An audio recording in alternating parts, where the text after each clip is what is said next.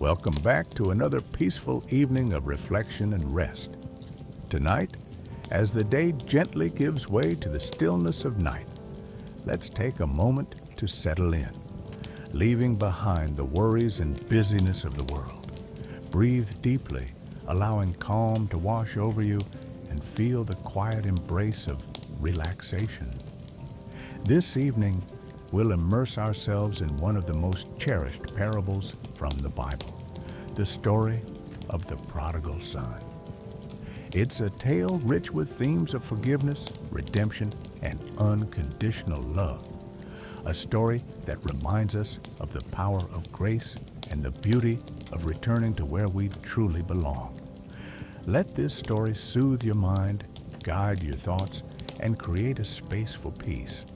Whether you're here to reflect, relax, or simply fall into a restful sleep, this journey will be one of comfort and calm. So, find your most comfortable spot, close your eyes if you'd like, and let the words carry you. Together, we'll explore this timeless parable, allowing its wisdom to fill the quiet moments of the night. Let's begin.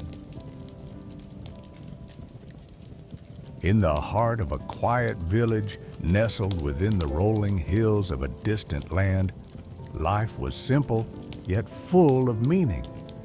Fields stretched toward the horizon, dotted with olive trees and vineyards that swayed gently in the breeze. The village streets were alive with the chatter of merchants, the laughter of children, and the rhythmic clinking of tools from the nearby workshops. It was a place where families gathered, traditions were cherished, and life moved in a steady, comforting rhythm. Among the villagers was a man of great kindness and wisdom, a father who worked tirelessly to provide for his 2 sons. His home was a sanctuary of love, where warmth and generosity could be felt at every corner. The elder son was steadfast and responsible, devoting himself to the family's land and their shared labor. His younger brother, however, was a dreamer, his thoughts often drifting beyond the familiar hills to a world of adventure and indulgence.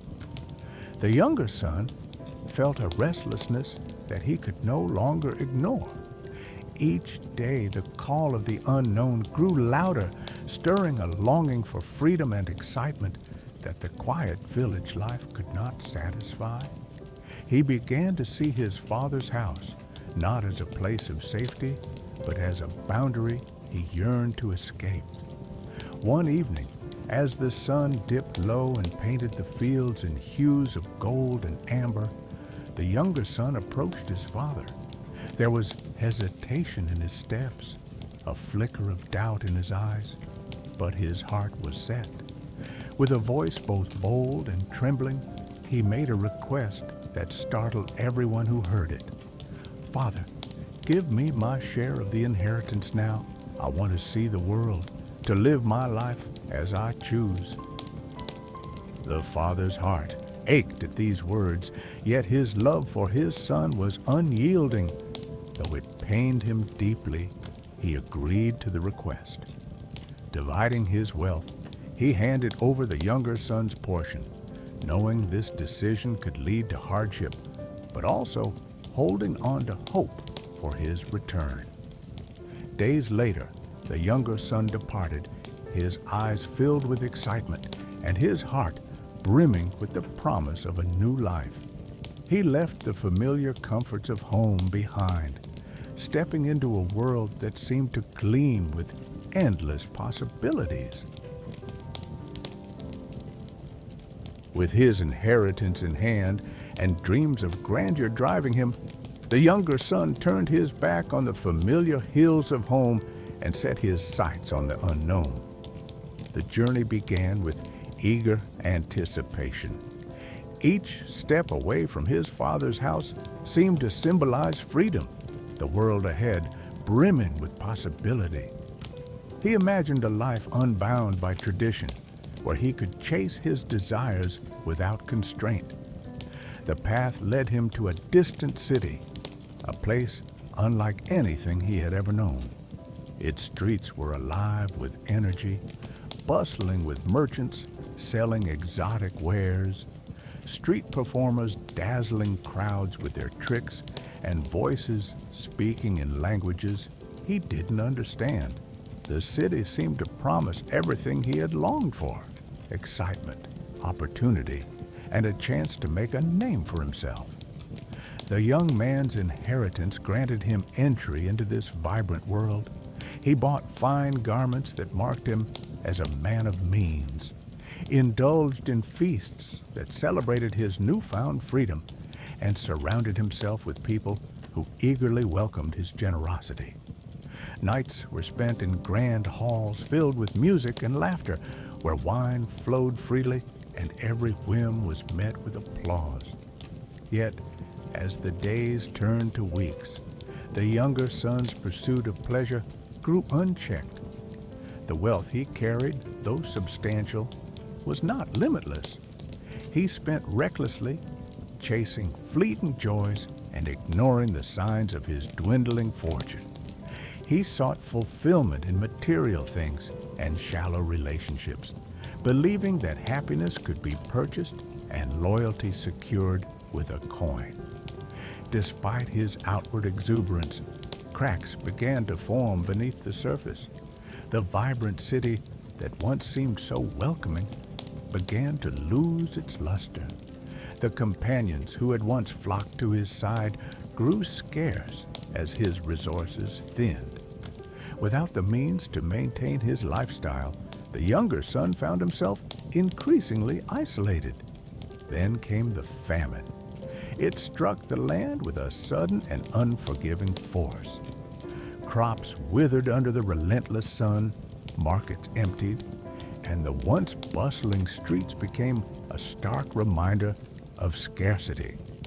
The younger son, unprepared for such hardship, felt the weight of his choices more than ever. His remaining wealth evaporated in his desperate attempts to survive. No one offered him help or solace. Those who had once celebrated his generosity now turned away, unwilling to share what little they had. Destitute and alone, the younger son wandered through the city, searching for work to sustain himself. Eventually, he found a farmer willing to hire him. The task he was given was one of the lowest in society: feeding pigs. For a young man raised in a life of comfort and pride, this work was a bitter humiliation. Day after day, he trudged to the fields, enduring the grueling labor and the stench of the animals.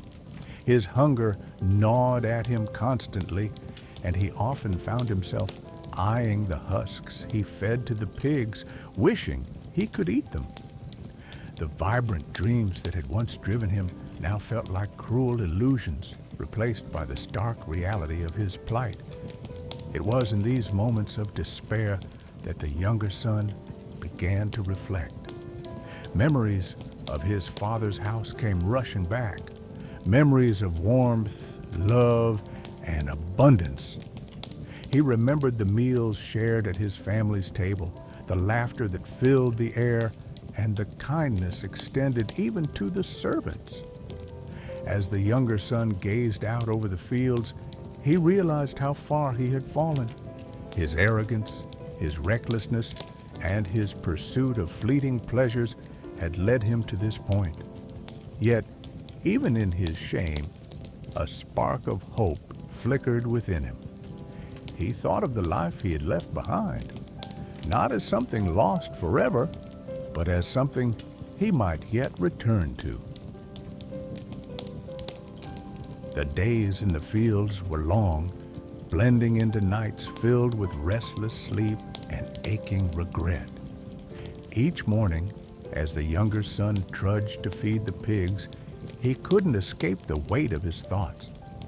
The isolation of his new life offered him no distractions, forcing him to confront the choices that had brought him here. He replayed the moments of his journey, the boldness of asking his father for his inheritance, the thrill of setting out on his own, and the fleeting joys of his lavish lifestyle. But those memories now felt distant, hollow compared to the emptiness of his present reality. The truth was undeniable.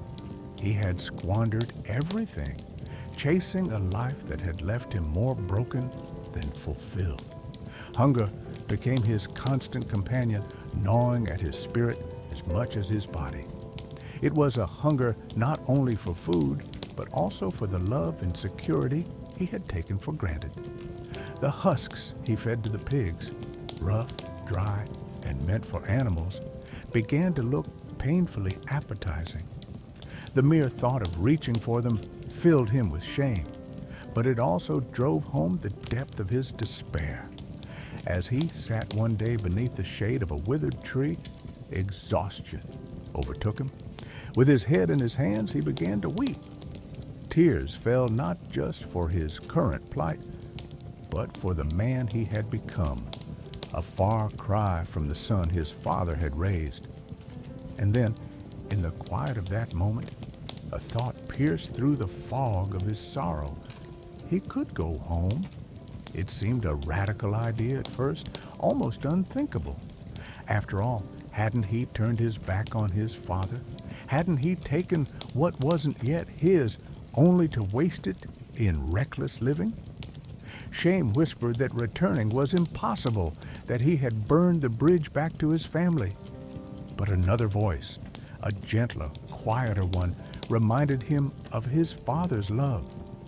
Memories of his father's kindness began to surface, each one a balm to his aching heart. He thought of the way his father had always treated the servants, with fairness and respect. Even in their humble roles, they had never known the kind of suffering he now endured. The younger son began to wonder, could he return, not as a son, but as a servant? The idea took hold, growing with each passing day. He would humble himself, confess his sins, and ask only for the chance to work under his father's roof. It wasn't the life he had once dreamed of, but it was a life far better than the one he now lived. With this newfound resolve, he began rehearsing his words. "Father," he whispered to himself, his voice trembling, "I have sinned against heaven and against you. I am no longer worthy to be called your son. Please take me back as one of your hired servants." The speech was simple, but it carried the weight of his repentance. Finally, the day came when the younger son could no longer bear his suffering. Rising from the ground, he brushed the dust from his tattered clothing and began the long journey home. His steps were hesitant at first, weighed down by uncertainty, but with each mile, his resolve strengthened. The road back was far different from the one he had taken when he left. Then he had walked with confidence, eager to leave the past behind. Now every step was filled with reflection. The landscapes he passed, once filled with the promise of adventure, now seemed to echo his lessons learned. As he approached the outskirts of his village, his heart pounded with both fear and hope. He didn't know what kind of reception awaited him. Would his father turn him away, angry and disappointed? Would his brother scorn him for his foolishness? Yet, beneath his fear, there was a glimmer of faith, a belief that his father's love might still endure even after all he had done. The younger son paused at the crest of a hill, gazing down at the familiar sight of his father's house. Smoke rose gently from the chimney, a sign of life and warmth.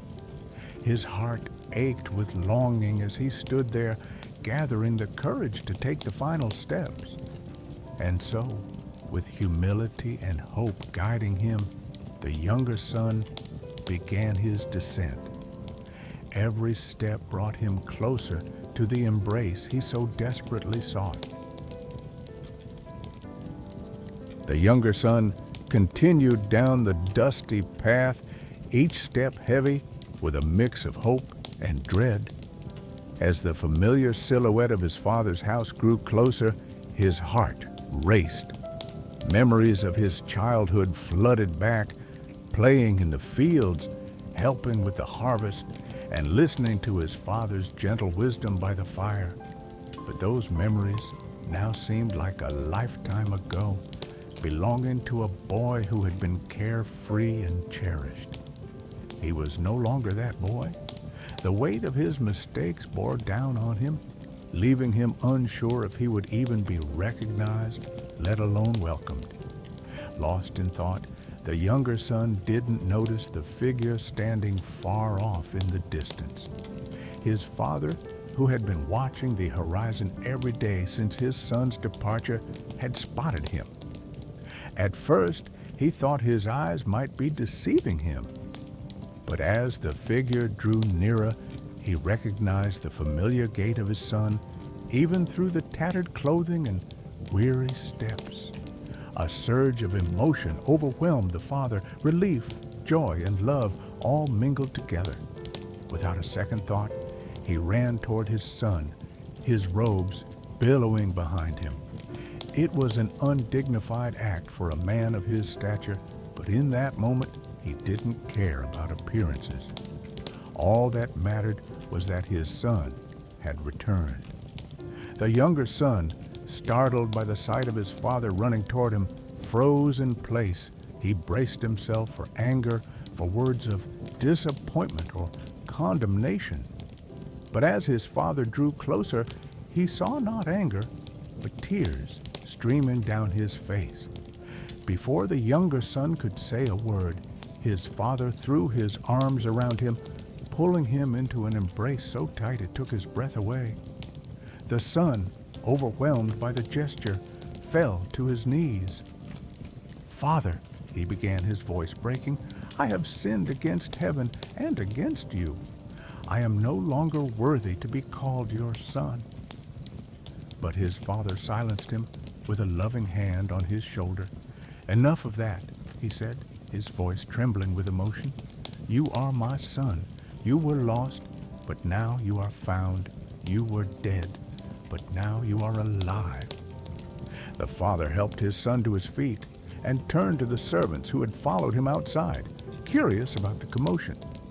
"Bring the best robe and put it on him," he commanded, his voice filled with urgency. "Place a ring on his finger and sandals on his feet, and prepare the fattened calf. We will have a feast tonight to celebrate, for my son has returned." The younger son, still reeling from the overwhelming display of grace, could hardly believe what was happening. He had expected scorn, perhaps even rejection. Instead, he was met with a love so unconditional that it left him speechless.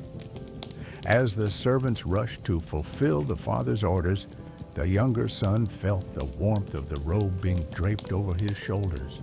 The ring, a symbol of belonging and authority, was placed on his finger, and the sandals, a mark of dignity, were set upon his feet.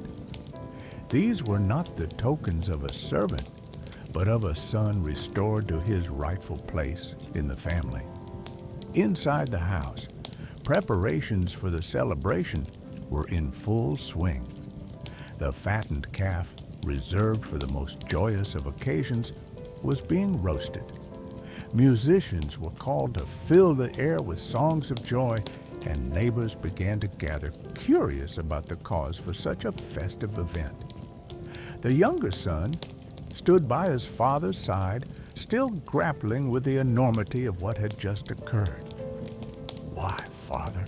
he asked quietly, his voice tinged with disbelief.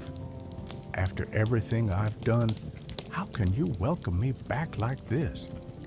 The father placed a hand on his son's shoulder and looked into his eyes. "Because you are my son," he said simply. "No matter where you have been or what you have done, my love for you has never wavered. It is not about what you deserve, but about the love that binds us, and that love is always stronger than any mistake. Tears welled up in the younger son's eyes once more, but this time they were tears of gratitude and relief. As the evening wore on, the celebration reached its peak. The house was alive with laughter, music, and the clinking of glasses raised in toasts. The younger son, seated beside his father, felt a sense of belonging he hadn't experienced in years. For the first time in a long while, he was at peace, but not everyone shared in the joy of the moment. Outside the house, standing in the shadows, was the elder son. He had returned from working in the fields to the sounds of music and merriment, only to learn of his younger brother's return and the extravagant welcome he had received.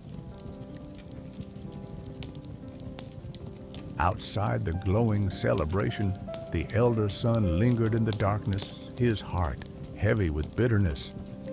The sound of music and laughter spilled into the night, but he felt no desire to join in. Instead, he stood at a distance, his hands clenched and his mind racing with indignation.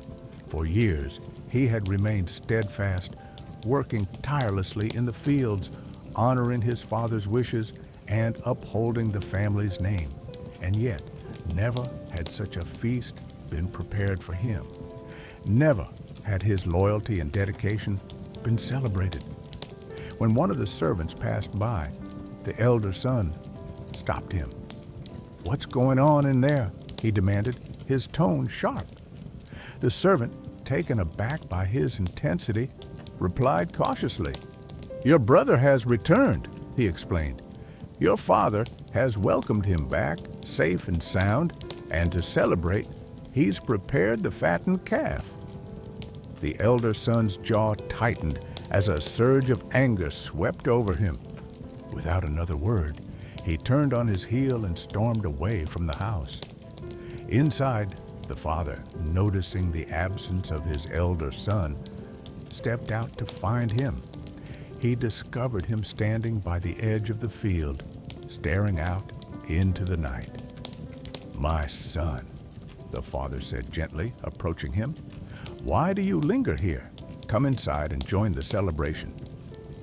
The elder son turned to face his father, his face etched with resentment. "All these years, I've worked for you like a servant," he began, his voice trembling with emotion. "I've never disobeyed you, and yet you've never given me even a young goat to celebrate with my friends." He gestured toward the house, where the sound of music and laughter continued unabated. "But when this son of yours comes back, after squandering your wealth on reckless living, you kill the fattened calf for him. How is that fair?" The father's face softened as he listened to his son's frustrations. He stepped closer and placed a hand on his shoulder. "My son," he said, his voice filled with understanding, "you are always with me, and everything I have is yours. Your faithfulness and hard work have never gone unnoticed, but tonight we must celebrate and be glad, because your brother was dead and is alive again. He was lost and is found." The elder son looked into his father's eyes, seeing the sincerity and love within them. But the weight of his bitterness was not so easily lifted. He turned away, his heart torn between his feelings of injustice and his father's plea for unity. As the father returned to the house, the elder son remained outside, lost in thought.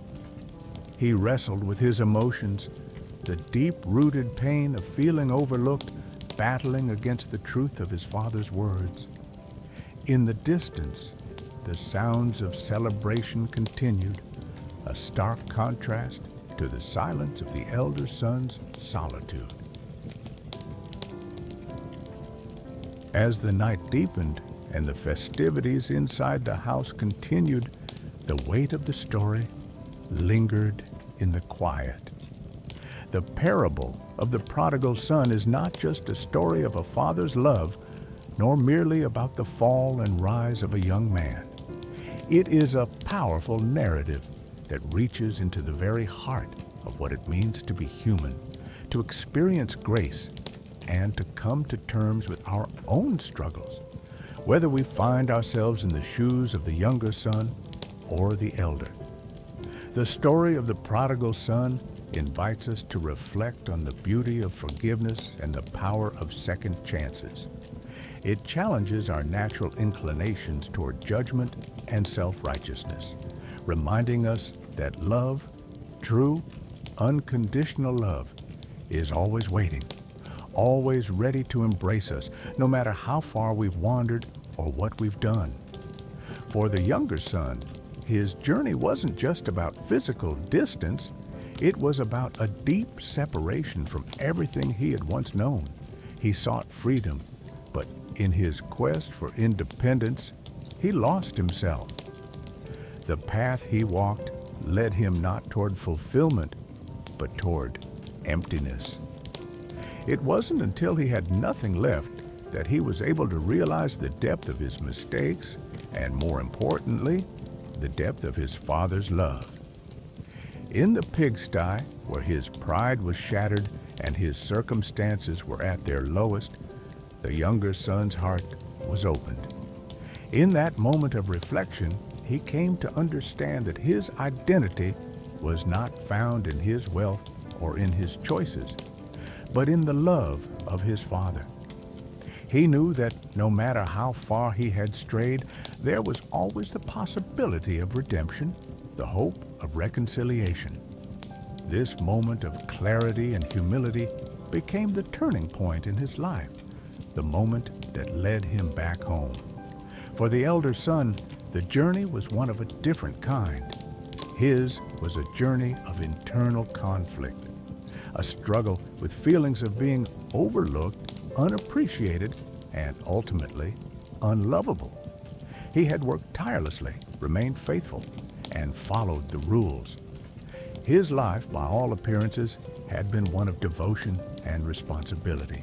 And yet, in the moment of his brother's return, all of his sacrifice seemed to go unnoticed.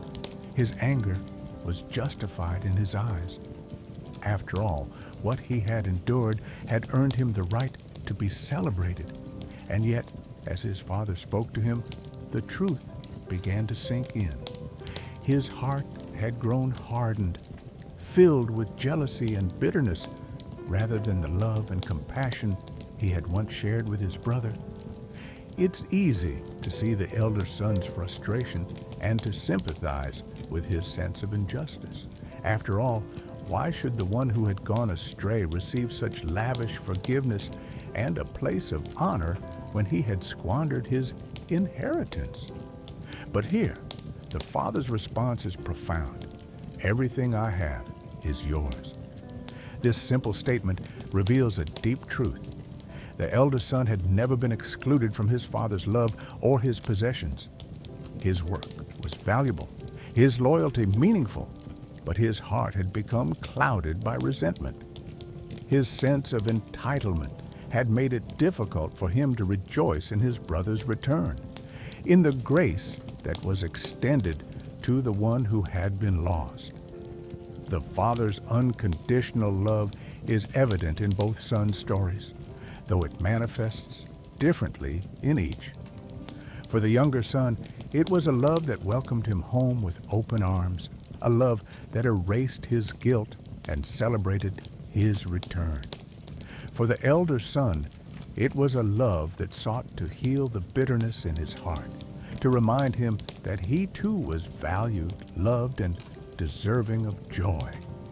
The father's love was not conditional on their actions, but was simply there, always patiently, waiting for them both to realize it. In reflecting on this parable, we are invited to examine our own hearts. Are we like the younger son, caught up in the allure of independence and seeking satisfaction in the things of the world, only to find that they leave us empty? Or do we resemble the elder son, working tirelessly and remaining faithful, but harboring bitterness and resentment toward others, unable to celebrate their successes and failures? This story is a reminder that no matter where we find ourselves in life, whether we are lost or self-righteous, there is always room for grace.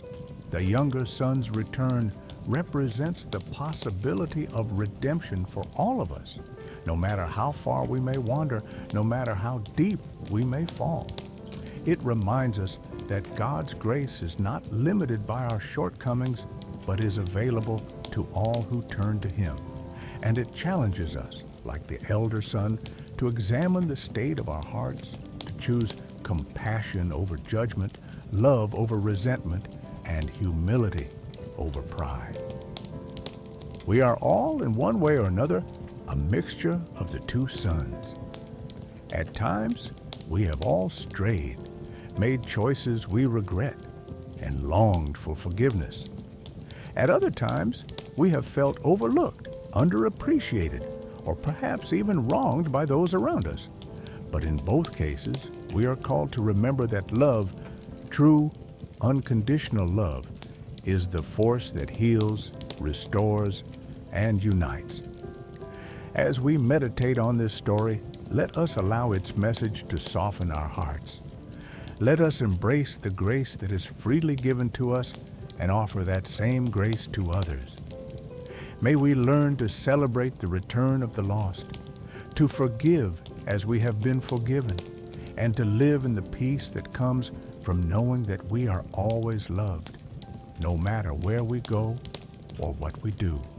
And so, as we conclude this reflection, let us rest in the quiet assurance that no matter where we find ourselves, whether in joy or in sorrow, we are never far from the loving arms of our Heavenly Father. Let us take comfort in the truth that just as the Father in the story waits for His sons to return, so too does our Father wait for us, open, loving, and always ready to forgive. As we close this story tonight, may the lessons of grace, forgiveness, and second chances fill your heart with peace. Remember, no matter where you are on your journey, there is always a way back home. Thank you for joining us in this moment of reflection. If you found comfort in this story, don't forget to subscribe to our channel for more peaceful bedtime stories and calming reflections. Rest well tonight, knowing that you are loved, and we look forward to sharing more with you in the future. Sweet dreams, and until next time.